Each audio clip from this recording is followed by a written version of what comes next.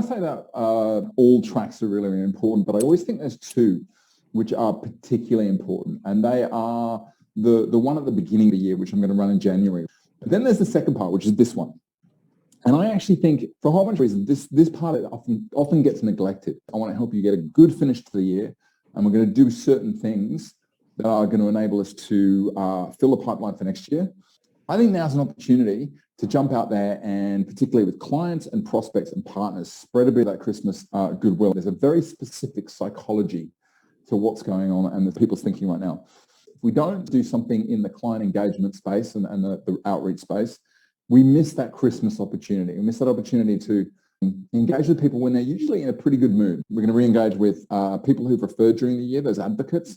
We're going to re-engage with the prospects who maybe didn't engage, and we're going to re-engage with some potential partners. We're going to connect with them. We're going to prime people for the barbecue conversation, because there's going to be a lot of social stuff going on. And in that social environment, people are talking to family, friends, and colleagues. If a topic money comes up, I want you to be the first thought that comes to mind. And this is why I think doing this marketing piece right now can have more ROI per effort than most other marketing pieces throughout the year. So my goal for you as part of this is to seize the Christmas spirit, to hook into a bit of that goodwill. 3 audiences this is designed to focus on. The first one is clients who are advocates for you. We're going to target those. I don't know how many lapsed prospects you have over the last 2 years, people who came to meet with you or had a conversation, for whatever reason it didn't progress. I'm going to give you some conversation or some wording that you can go back and, again, taking advantage of what's going on right now, ask them whether or not they got done with the thing that they meant to get done. And if not, suggest that they lock in for a meeting with you in 2022. And the third part is as centers of influence and partners. Now is the time to lock that stuff in. So you're ready for the 3 campaigns. You can choose to do 1, you can choose to do 3. The first is an outreach campaign. I kept this one really simple. It's a campaign to go out by email, SMS, or you can even do video on this one if you really want to. This works as well. The second one is an inbound campaign. Using a lead magnet, there's nothing to stop you rebranding this and using this as a marketing campaign thing and driving it, Facebook or Instagram or whatever your thing is. And then finally, I'm going to go through this one. So outreach, inbound, and testimonials. First one is a primer. And the goal here is to send it out to some of those clients who do refer and show some appreciation, reinforce the fact that they did appreciate refer before, and then prime a client to do it again. Super simple. But these aren't designed to be difficult.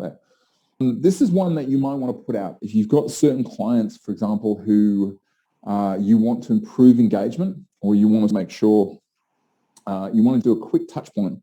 And it's less about priming for referral, so it can be better for clients who don't naturally refer, but it's someone to drop a quick line.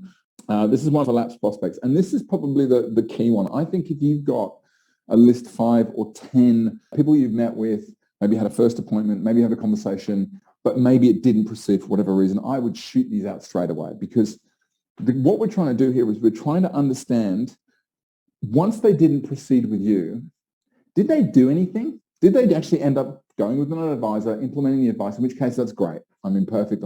Personally, I'd rather somebody did something with somebody than nothing. Or alternatively, did they end up procrastinating? The final email outreach is to CIO partners. These could be businesses that you wanted to partner with in the local area. Maybe you've had discussions in the past. This could be actual partners, but you didn't get time to do anything. But you've got nothing to lose by putting it out there, and I think a lot to gain. Again, who could see themselves grabbing 1 or 2 or more of those templates and putting them into action in the next week? Love it. Okay, let's jump into the inbound one. For the last 3 or 4 years, I've been putting together a lead magnet which talks a bit about what to do over Christmas. And I grabbed it this year and I updated it.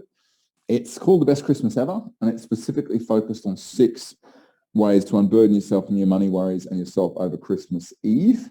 We've got the lead magnet, which we can customize. But we can also set you up with a very easy code. We can also do, once we've customized it for your brand to some degree, to give you a script, like a Peter code, which you can put into your website, which can operate either as a banner at the top of your site. We can drop it into one of your web pages or blogs.